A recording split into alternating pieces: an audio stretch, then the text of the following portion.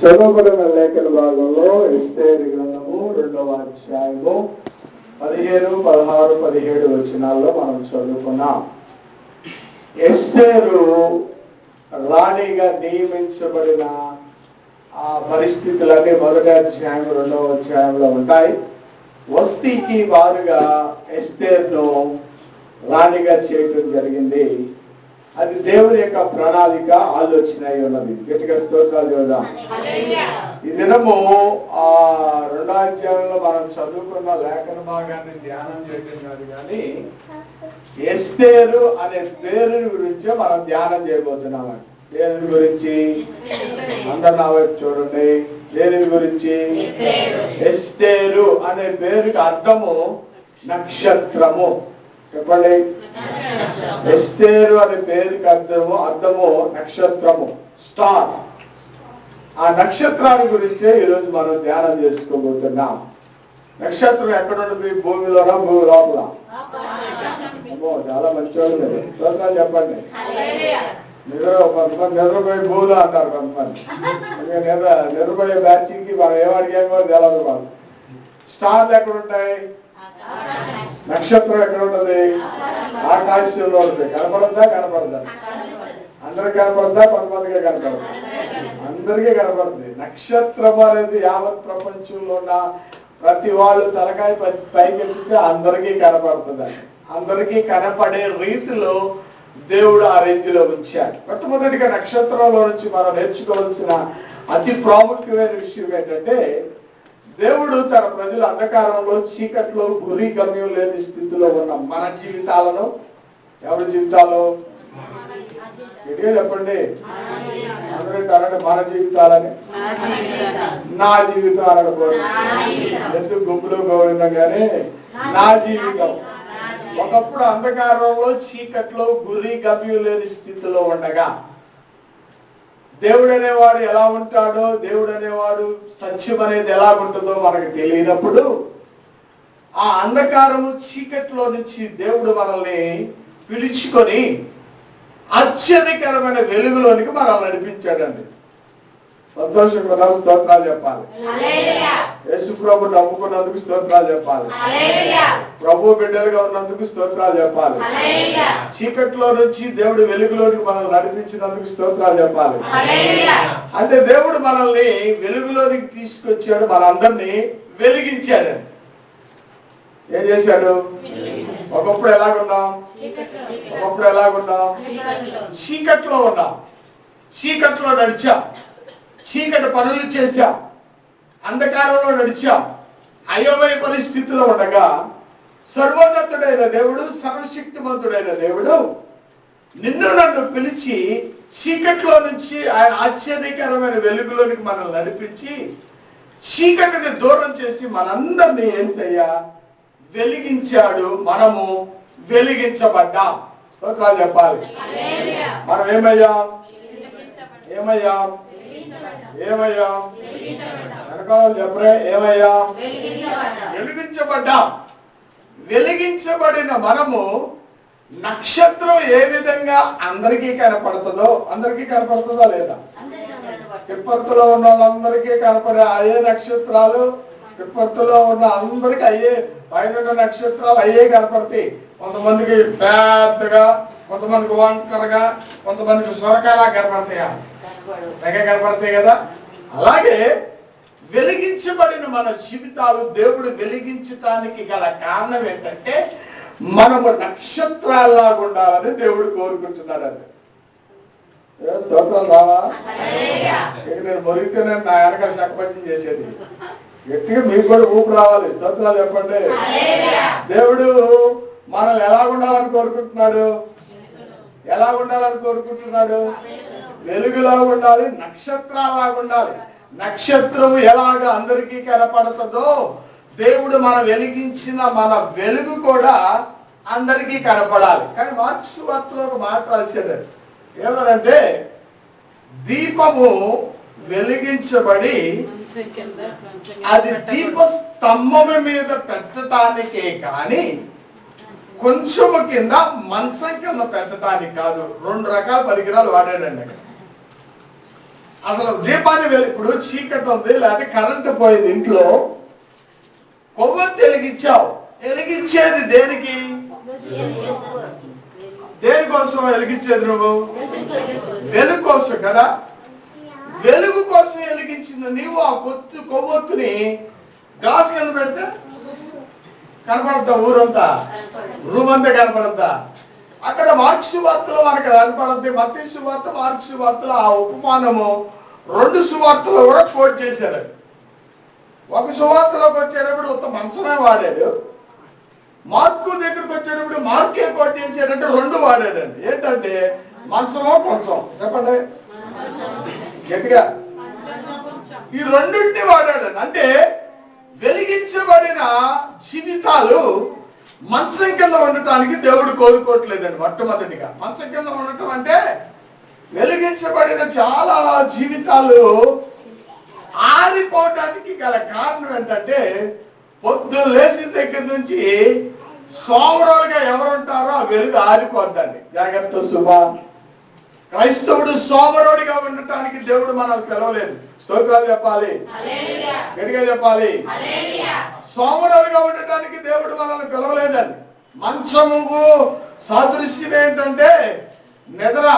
సోమరుడు చాలా మంది వెలుగు ఆరిపోవటానికి, మిణుకు మిణుకు మిణుకుమంటానికి, అటు ఇటు కొట్టుకుంటానికి, వెలిగించిన తర్వాత ఒక్కోసారి ఆ మంట అటు ఇటు కొట్టుకుంటా ఉంటుందని. కొట్టుకుంటమే కాదు, ఆ వెలుగు ఒక్కోసారి ఆరిపోయే పరిస్థితి కూడా వస్తూ ఉంటది. దగ్గరికి వచ్చి ఒక్కోసారి తుపక్కన ఆరిపోతుంది. ఆరిపోవటానికి గల కారణం ఏంటంటే మంచాన్ని అధికంగా ప్రేమించే వాళ్ళకి దేవుడు వెలిగించిన వెలుగు ఆరిపోతుంది. గుర్తుపెట్టుకోండి. కొంతమంది మంచం అంటే అంత ఇష్టమో, తిన్నది మొదలుకొని శుభ్రంగా 2 పళ్ళాలు గట్టిగా తిన్నది మొదలుకొని ఏం గుర్తొస్తుంది? గట్టిగా మంచం గుర్తొస్తుంది. ప్రతి మనం మంచం ఎక్కేస్తాం. సరే, తిన్న తర్వాత రెస్ట్ అనేది అవసరమే, కానీ పాస్టర్ గారు మంచాల మీద పడుకోకూడదా? ఏం నీ గోల అంటారేమో. మంచం మీద పడుకోవద్దని కాదు. కొంతమందికి పొద్దున్న లేచిన దగ్గర నుంచి నిద్ర నిద్ర తిండి, నిద్ర తిండి, నిద్ర తిండి. వెలిగించబడిన జీవితాలు చాలా సార్లు ఆరిపోవటానికి సోమర్తనము కారణం అనే విషయాన్ని ఈ పగటి కాలం మనం నేర్చుకోవాలి. నువ్వు ప్రార్థన చేయవలసిన సమయంలో ప్రార్థన చేయకుండా పడుకుంటున్నావు చూడు. నువ్వు దేవుని సన్నిధిలో ఆయన పాదాలు పట్టుకొని కన్నీరు కార్చవలసిన సమయాల్లో పడుకుంటున్నావు చూడు. నీ సమస్యల భయంతో నీ ఇంట్లో అద్భుతాలు జరగవలసిన సమయాల్లో అద్భుతాలు జరగకుండా ఆదరణ లేని స్థితి, కన్నీరు, వేదన, రోదన నీ కుటుంబంలో ఏలుబడి చేస్తుంటే నువ్వు హాయిగా నిద్రపోగలుగుతున్నావు? నువ్వు హాయిగా ఎలా ఉండగలుగుతున్నావు? దేవుని సన్నిధికి రాకుండా, ప్రార్థన చేయకుండా, మొరపెట్టకుండా, దేవుని సన్నిధిలో నీ సమయాన్ని గడపకుండా నువ్వు మంచానికి సోమరితనంతో ఉన్నట్లయితే చూడండి, అద్భుతం జరిగేదంట పెట్టు. వెలిగించబడిన నీవు ఆరిపోతావు. పరమగీతంలో 3వ అధ్యాయంలో ఉంటుంది, చదవవసరం లేదు. 3వ అధ్యాయంలో అక్కడ రాయబడి ఉంటుంది, రాత్రి వేళ నేను పొరుండి నా ప్రాణప్రియుని వెతికి నన్ను కనబడలేదు. రాత్రి వేళ నేను పొరుండి, పడుకొని ఎవడన్నా ప్రాణప్రియుని ఎదుగుతారని చెప్పరండి. ఏంటి, తప్పిపోయినోడిని పడుకొని ఎతికితే దొరుకుతాడా? చెప్పరండి. విసిగిపోయారండి. పడుకొని ఎవడన్నా నా ప్రాణప్రియుడా ఏడకపోయావరా, ఏ సందుల్లో గొంతుల్లో తిరుగుతున్నావురా, ఏ కొంపలో తీరావురా ప్రాణప్రియుడు, పడుకొని ఎదిగితే దొరుకుతాడా? తల్లి లగాలి, తలుపేయాలి, సందు బొందు ప్రాణప్రియుడి కోసం ఎత్తుకితే దొరుకుతాడు. స్తోత్రాలు చెప్పు, గట్టిగా చెప్పు. అంటే 3వ అధ్యాయంలో ఉన్న ఆ మేడం సోమరుడికి సాదృశ్యం అన్నమాట. రాత్రి వేళ నేను పొడుని నా ప్రాణప్రియుని వెతికి నన్ను దొరకలేదు. తర్వాత అక్కడ ఉంటుంది, నేను లేచి సంత వీధులు అక్కడ ఎతికినప్పుడు చివరకు దొరికాడని ఉంటుందండి. మన జీవితాల్లో పెట్టినప్పుడే క్రైస్తవుడా మనం ఆశీర్వదించబడతాం. దేవుని కొరకు మనం ప్రార్థన మనం ఆశీర్వదించబడతాం. దేవుని సన్నిధిలో ప్రార్థన శాతాన్ని మనం పెంచుకున్నప్పుడే 2000 నువ్వు ఎంత ప్రార్థన చేశావో అనవసరం, కానీ నువ్వు తీర్మానం చేసుకొని 2015లో ఎక్కువ శాతం ప్రార్థన చేసుకుంటానికి నిన్ను నువ్వు నడుము కట్టుకున్నప్పుడు నీ కుటుంబాలు 2014లో జరగని అద్భుతాలు, ఆశ్చర్యాలు నువ్వు 2015లో చూడటానికి అవకాశం ఉంటుంది. హల్లెలూయా. మన సేవకుల సమావేశంలో మాట్లాడుతూ నేను కూడా అదే అన్నాను. చాలా సేవకులు ఉన్నారు అక్కడ. అయ్యా, సేవ పెరుగుతున్నది, పరిచర్య భారం పెరుగుతున్నది, పిల్లలు పెరుగుతున్నారు, చదువులు పెరుగుతున్నాయి, సమస్యలు పెరుగుతున్నాయి, సమస్యలు మనం మోయలేని అయిపోతున్నాయి. ఇన్ని సమస్యలు పెరుగుతున్నప్పుడు సేవకులుగా మన ప్రార్థన శాతము కూడా పెరగాలి.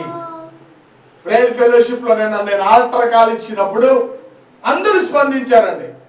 అవును అన్నా, నిజమే అన్నా, 2015లో మనం అందరం ఒక మంచి తీర్మానం చేద్దాం, ఒక మంచి ఆలోచన చేద్దాం. ఇప్పుడు 3 గంటల ప్రార్థనలో కూర్చుంటున్నాం. ఇంకా ఈ ప్రార్థన మనం ఎలాగూ చేయగలమో, ఎలా పెంచుకోగలమో, ఎలాగో ఐహిక విచారాలను దాటి పరిచర్యను మనం ముందుకు ఎలా తీసుకెళ్ళగలం, అంత ప్రార్థన మనం ఎలా చేయగలమో తీర్మానం చేసుకుందాం అన్నప్పుడు వాళ్ళందరూ అలా అన్నప్పుడు నాకు ఎంతో సంతోషం వేసిందండి. స్తోత్రాలు యోధా.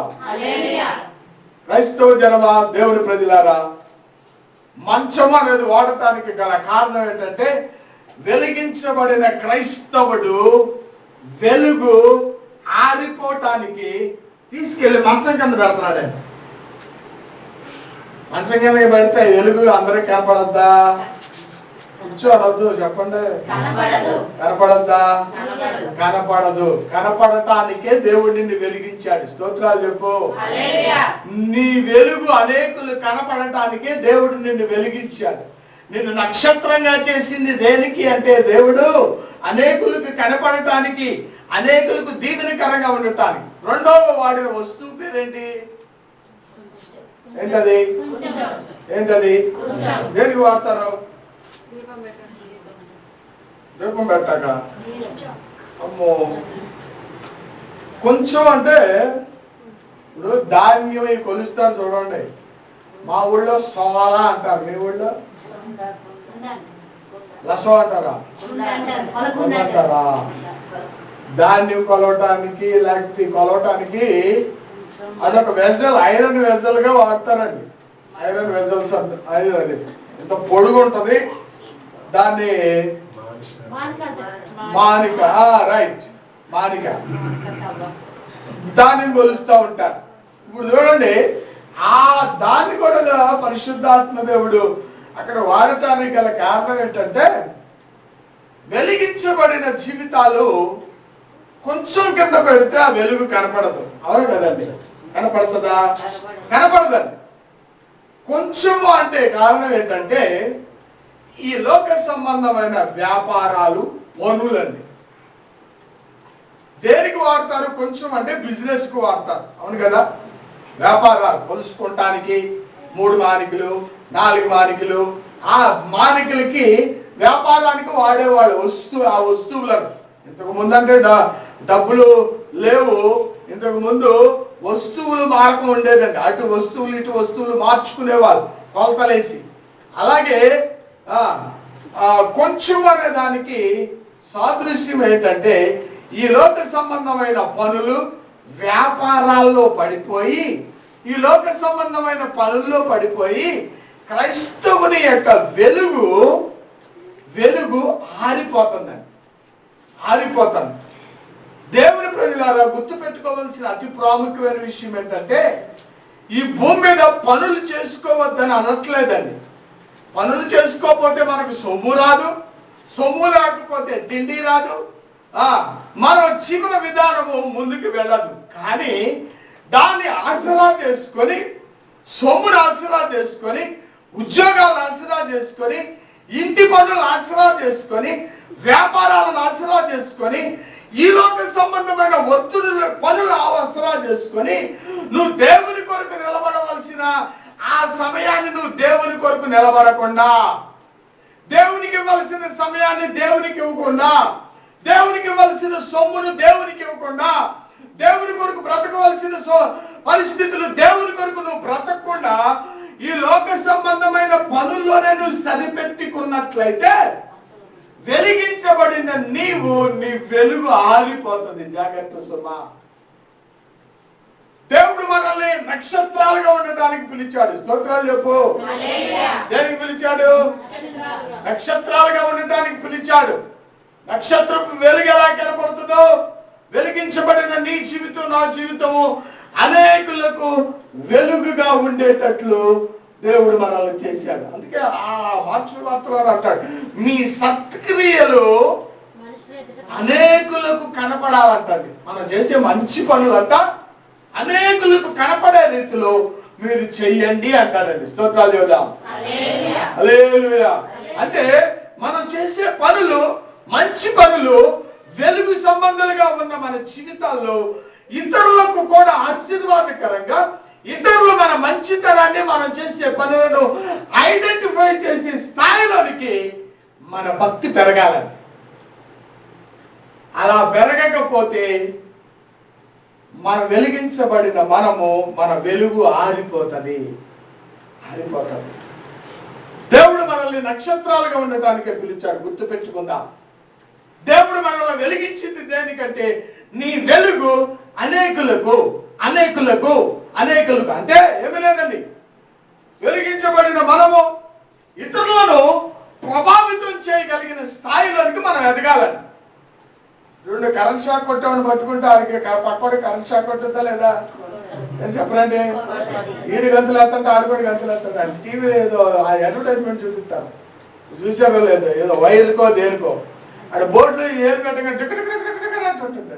ఇంకొకడు వచ్చి ఈయన పెట్టుకోమని ఈడు కూడా గంతులు వేస్తుంటాడు. అంటే ఈడు కొట్టిన షాక్ ఏమైంది? గట్టిగా ఆశ అయింది కదా. అలాగే వెలిగించబడిన మనము ఈ భూమిని విడిచిపెట్టే లోపు కొంతమందినన్నా నువ్వు ప్రభావితం చేయాలండి. నువ్వు వెలిగించబడిన నీవు కొంతమందినన్నా వెలిగించి ప్రభు సన్నిధికి తీసుకురావాలి. 2014లో సియోను ప్రార్థనా మందిరికి నీ వంతు చొప్పున నువ్వు ఎంతమందిని తీసుకొచ్చావో పక్కన పెట్టి అయిపోయింది. ఇక 2014 అయిపోవడానికి దగ్గరగా 20-23 రోజులు మాత్రమే ఉన్నాయి. దీన్ని పక్కన పెట్టాయి. 2015 సంవత్సరం అన్నా క్రైస్తవుడా, దేవుని బిడ్డ, వెలిగించబడిన నీవు అలా వెలిగించబడ్డావా? మనం ఏ డౌటా? ఏం చెప్పలేంటి? చెప్పాలి. అదే సార్లు వెలిగించబడిన వాళ్ళు అంటే చెప్పరు, గట్టిగా చెబుతారే. వెలిగించబడ్డాం కదా మనందరం. వెలిగించబడిన మనము ఈ నెలంతా ప్రార్థన చేయ, దేవా 2015లో నా వెలుగు అనేకులకి ప్రకాశంలాగా, అనేకులను వెలిగించగలిగిన స్థాయిలోనికి నన్ను తీసుకువెళ్ళి నాయన. కొంతమంది నన్నా నీ కొరకు ప్రభావితం చేయగలిగిన ఆ అభిషేకాన్ని, నీ కొరకు ప్రభావితం చేయగలిగిన ఆ భారాన్ని, నీ కొరకు ప్రభావితం చేయగలిగిన ఆ ప్రార్థన జీవితాన్ని నాలో పెట్టిన ఆయన.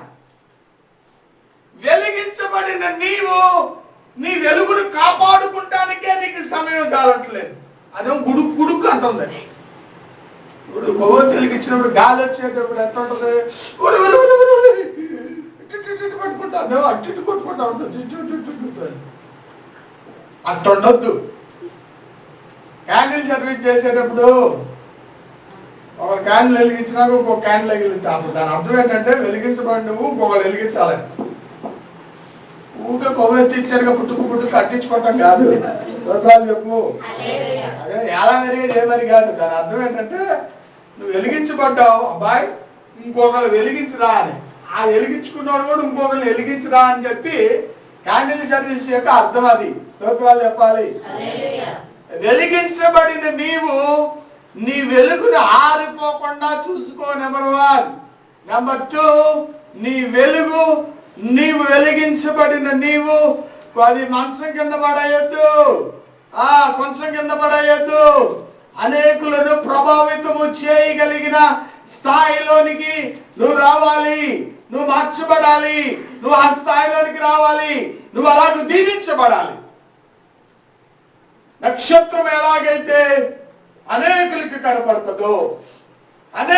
కనపడుతుందో దేవుడు మనందరిని కూడా నక్షత్రాలాగా చేశాడు. స్తోత్రాలు చూద్దాం, గట్టిగా చూద్దాం. ఎస్తేరు అనే పేరుకి అర్థము నక్షత్రం. ఎస్తేరుని కూడా దేవుడు ఎక్కడో ఒక మారుమూల ఉంటే ఆ మారుమూల ఉన్న ఎస్తేరుని దేవుడు బయటికి లాగి ఒక పెద్ద రాజ్యానికి రాణిగా చేసి వస్తీకి బదులుగా దేవుడు ఎస్తేరుని నిలబెడితే ఎస్తేరు మొర్దెకై ద్వారా పురికొల్పబడింది. తన సొంత ప్రజల రక్షణ కొరకు అంటే వెలిగించబడిన ఆమె, ఆ స్థాయిలో ఉన్న ఎస్తేరు తన ప్రజల యొక్క వెలుగు కొరకు, రక్షణ కొరకు ఆమె నిలబడిందండి. అందుకే నక్షత్రంగా పిలువబడింది. స్తోత్రాలు చెప్పు. మనం కూడా అలా పిలువబడాలి. రెండవది, నక్షత్రాన్ని గురించి మనం ధ్యానం చేసుకుంటే, యేసు ప్రభు పుట్టాడు అనే వార్తను ఈ భూమి మీద నక్షత్రమే డైరెక్షన్ చూపించింది. మొట్టమొదటి ఎవరికి చూపించిందంటే గొల్లలకండి. ఎవరికి? రెండోది మొట్టమొదటి ఎవరికి? రెండోది మళ్ళీ చూద్దాం. మొట్టమొదటిగా ఎవరికి? రెండోది జ్ఞానులకి డైరెక్షన్ చూపించింది. ఇదిగో ఇదిగో ఇదిగో యేసయ్య అక్కడ పుట్టాడు రా బాయ్, రే చీకట్లో ఉండి మాకండ్రా, ఇంకా మీకు చీకటి బతుకులు ఎగిరిపోయినరా, మీ కుటుంబంలో సమాధానం, నెమ్మది, ఆశీర్వాదాలు, పరలోక రాజ్యం ఇవన్నీ ఇచ్చే దేవుడు మనకు పుట్టాడు రా బాయ్, యేసయ్య పుట్టాడు రా, రక్షకుడు పుట్టాడు రా అని చెప్పి ఆ నక్షత్రము రక్షకుడి దగ్గరికి ఆ నక్షత్రం తీసుకువెళ్ళిందండి. స్తోత్రాలు చెప్పాలి. రెండోది మనం నేర్చుకుందాం. యేసు ప్రభు యొక్క పుట్టుక, యేసు ప్రభు యొక్క మరణం, యేసు ప్రభు యొక్క పునరుద్ధానం, యేసు ప్రభు యొక్క రెండవ రాకడ, యేసు ప్రభు యొక్క పుట్టుక, యేసు ప్రభు యొక్క మరణం, యేసు ప్రభు యొక్క పునరుద్ధానం, యేసు ప్రభు యొక్క రెండవ రాకడ. ఎన్ని చెప్పాను? 6. చెప్పండి.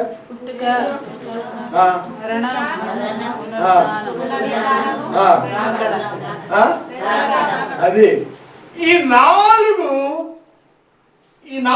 నీ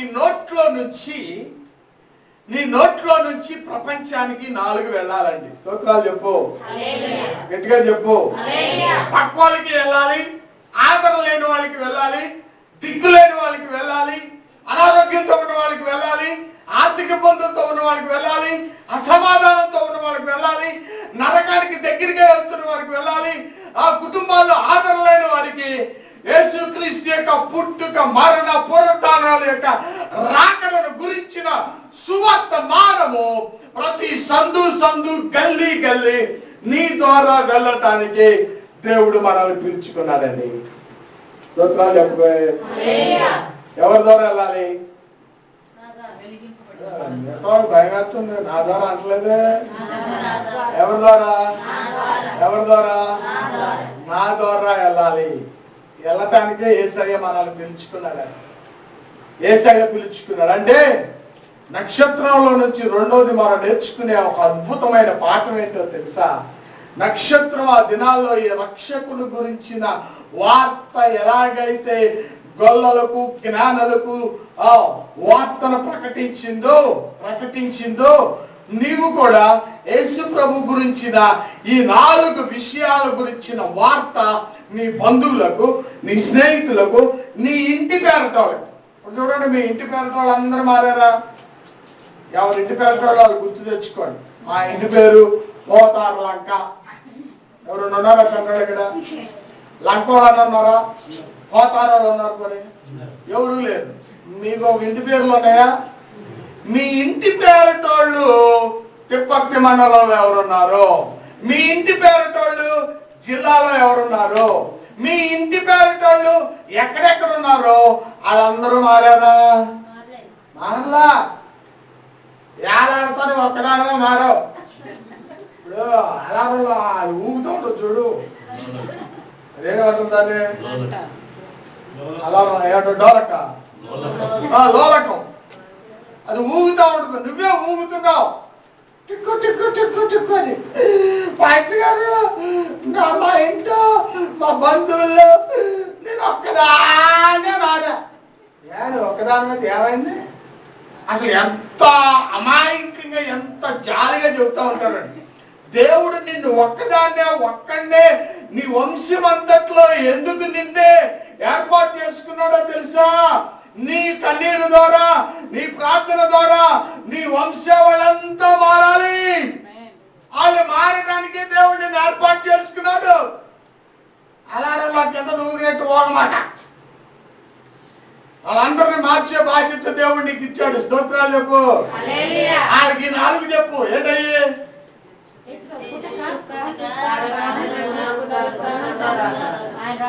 డిసెంబర్ మాసంలో ఒకటే చెప్పండి, అన్నీ చెప్పమాట. ఏది?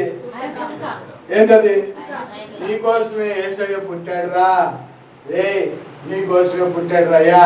అయ్యా మనుషులు బ్రతుకులు మార్చేది ఆయన ఒక్కడేరా. అయ్యా నీ బుద్ధులు మార్చేది ఆయనేరా.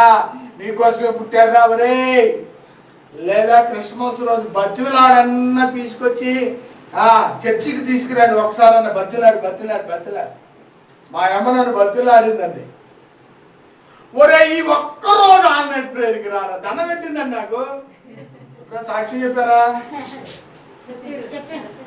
బతిలాడింది ఒక రోజు నన్ను. రే ఈ ఒక్కరోజు ఆన్లైన్ ప్రేయర్కి రారా, రే ఒక్కరోజు రారా రామాడమ్మని చెప్పి మా మసలమ్మ కోరిక తీర్చడానికి ఆ రోజు చర్చికి వెళ్ళాను. స్తోత్రాలు చెప్పు. అదే ఆ రోజు నా బ్రతుకును మార్చింది. అదే రోజు వెళ్ళి మందిరానికి కూర్చున్నాను. మందిరంలో కూర్చున్నప్పుడు సైట్ చేసింది, అది పురుషుల్లో ముందు లైన్లో కూర్చోపోవాలి. కూర్చున్నాను. అది పాటలు పాడుతున్నారు. ప్రార్థన అయిపోయింది, పాటలు పాడుతున్నారు. ఆ పాటలో నాకు అర్థమై సాగడం. మన పాటలు వేరుగా అప్పుడు ఏంటి పాటలు చచ్చా పోదా, వీళ్ళేదో ప్రార్థన చేస్తారుగా, కళ్ళు మూసుంటారుగా, ముందుకు అప్పుడు జంప్ అయిపోదాం అనుకుంటా. సరే పాస్టర్ గారు పాటలు అన్నీ అయిపోయినా వాక్యానికి ముందు, సాక్ష్యానికి ఇచ్చే ముందు ప్రార్థన అన్నాడు ఆయన. అందరూ కళ్ళు మూసారు. నేను చూసి వెళ్ళిపోదాం అనుకున్న వెనక చూస్తే చర్చి ఇక్కడ నుంచి పట్టాలంత పొడుగుంటుందండి. మొత్తం నా వెనకాల జనాలంతా కిటకిటలాడి కూర్చున్నది. లేచి వెళ్తాకలేదు. అందులో నా వెనకాల ఆడింగ్లు ఎక్కువ. ఓరు ఎంతమంది ఎప్పుడు వచ్చి కూర్చున్నారో అయిపోయాను ఈ రోజు అనుకున్నారు. ప్రార్థన అయిన తర్వాత మీసాల గొరవప్ప అని చెప్పి ఒక దైవజనుడు ఉన్నాడు గుడివాడలో. ఆయన ఇప్పటికీ ఉన్నాడు. ఆయన చిన్న వయసులో నుంచి ఆ నాన్న అన్నంలో, పాలల్లో, నీళ్ళలో విషం ఇచ్చి శరీరం అంతా విషమండి. దేనికి ఆ కొడుకుని పెంచాడంటే దొంగతనాలు చేయటానికి. ఈ నెత్తికెళ్ళి వెళ్ళే ముందుకు తోలేవాడు. ఆ ఇంటోడు అతని గురించి కొరికేసేవాడు అండి. చచ్చిపోయేవాడు. వెళ్ళి మొత్తం ఇంట్లో ఉన్న వేల రూపాయలు, లక్షల రూపాయలు తీసుకుని ఏం అవసరం లేదు పళ్ళతో అలా అంటే చచ్చిపోయేవాడు. అంత పాయిజన్ శరీరం అంతా. ఇప్పటికి బ్రతుకున్నాడండి. 3 చోట్లకి సాక్ష్యాలకు వెళ్తున్నాడు ఆయన. మీసాల గొరవప్ప అని. ఆయన ఆ రోజు నిలబడి సాక్ష్యం చెప్తుండగా ఆ సాక్ష్యాన్ని విని నేను యేసుని ఆ రాత్రి రక్షకుడిగా అంగీకరించాను. నీకు చేతనైతే దేవుని మందిరానికి నడిపించు. పరిశుద్ధాత్మ దేవుడు ఆయన కార్యాన్ని ఆయనే చేసుకుంటాడు. నువ్వు చేయలేవు. నడిపించు. మీ కొడుకులను, మీ ఇంట్లో ఉన్న మీ బంధువులను, స్నేహితులను, అయ్యా ఒక్కరోజు రారా, మరి ఈరోజు పండుగ ఉందిరా, రే ఈ ఒక్కరోజు రా తీసుకురా. వారి జీవితాల్లో అదే దేవుడు చేసే కార్యము. అది దేవుడు చేసే కార్యం. ఆ రోజు దేవుడు కార్యం చేస్తాడు నువ్వు చేసిన ప్రార్థనను బట్టి. ఎన్నో దినాల నుంచి నీ బంధువులు, స్నేహితుల కొరకు నువ్వు చేస్తున్న ప్రార్థన ఏదో ఒక దినాన వారిని దేవుడు పట్టుకుంటాడు.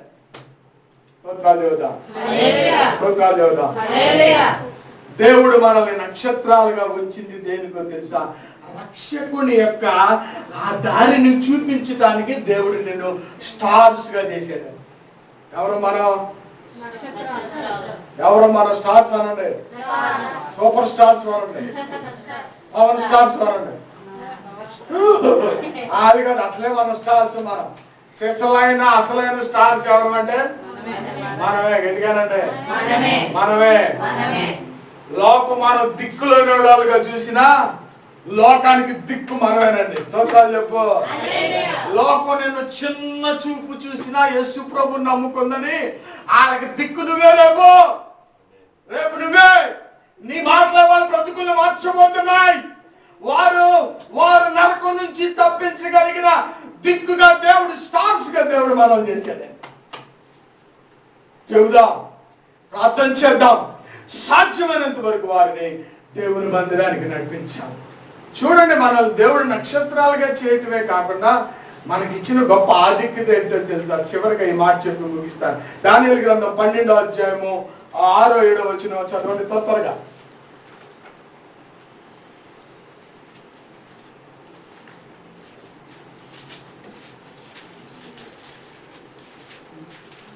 ఆ ఇద్దరిలో ఒక నారబట్టలు వేసుకున్నవాడై ఎక్కడ 12 ఇప్పుడు మాట చెప్పండి. చదవండి.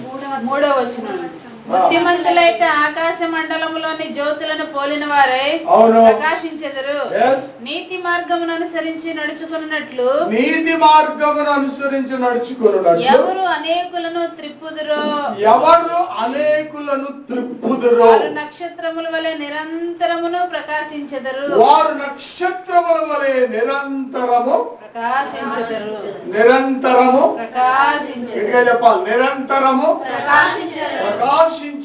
దేవుడు మనకిచ్చిన ఆధిక్యత.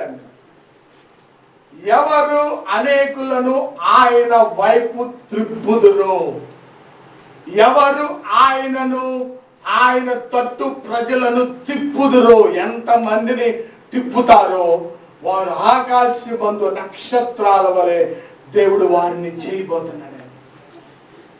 క్రైస్తవుడా, దేవుని బిడ్డ, ఈ పగటి కాలం మనం చెక్ చేసుకుందాం. అనేకులను ఆయన తట్టు తిప్పటానికి మన వంతు మనం ఏం చేయగలుగుతున్నాం? దేవుని కొరకు ఆత్మల సంపాదనలో మనం ఏమి చేయగలుగుతున్నాం? ప్రార్థన చేయగలుగుతున్నామా? పరిచర్య చేయగలుగుతున్నామా? దేవుడు మనకిచ్చిన సొమ్మును ఆ ఆత్మల రక్షణ కొరకు మనం ఖర్చు పెట్టగలుగుతున్నామా?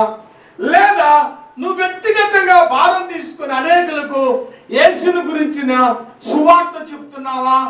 ఏమి చేయగలుగుతున్నావు? ప్రజలను ప్రభు తట్టు తిప్పటానికి, ఆకాశమందు జ్యోతుల వలె నువ్వు మార్చబడటానికి, అనేకులను త్రిప్పటానికి నీ వంతు నువ్వేం చేయగలుగుతున్నావు? ఎస్తేరు అనే మాటకు మనం నేర్చుకుంటున్నాం నక్షత్రము అని. నక్షత్రము అనేకులకు కనపడేదిగా ఉంటది. దేవుడు మనల్ని వెలిగించింది కూడా అనేకులను వెలిగించటానికే గాని మంచం కింద వండటానికి వెలిగించలేదండో. అందుకని దేవుడు మనల్ని పిలిచింది, కోరుకుంది, వెలిగించింది అనేకులకు కనపడాలి. నీ వెలుగు అనేకులకు కనపడాలి. కొంతమంది ఊరికే స్టార్లు పెట్టుకుంటారు, కానీ క్రిస్మస్ సీజన్ లో పైన స్టార్లు పెట్టుకుంటారు. డుమ్ డుమ్ డుమ్ డుమ్ అని వెలుగుతూ ఉంటే లోపల డమా డమా కొట్టుకుంటారు. పైన స్టార్ ఎందుకు, లోపల కొట్టు సావటం. క్రిస్మస్ దినాల్లోనే చక్కగా సున్నాలు వేస్తారు తెల్లగా, అంతా లోపలంతా నల్లగానే. బయట ఎందుకు తెల్లగా, లోపల ఉండాలి. చెప్పు, చెప్పు. మన జీవితాల్లో నక్షత్రాలుగా వెలిగిద్దాం. స్వామిని ఈరోజు గుర్తు పెట్టుకోండి, మనం వెలుగుదాం, అనేకులను వెలిగిద్దాం. గట్టిగా చెప్పండి, గట్టిగా. ప్రార్థనా మందిరం యొక్క 2015 అద్భుతమైన స్లోగన్ ఏంటో తెలుసా? మనం దగ దగ దగ దగ మండుదాం, అనేకులను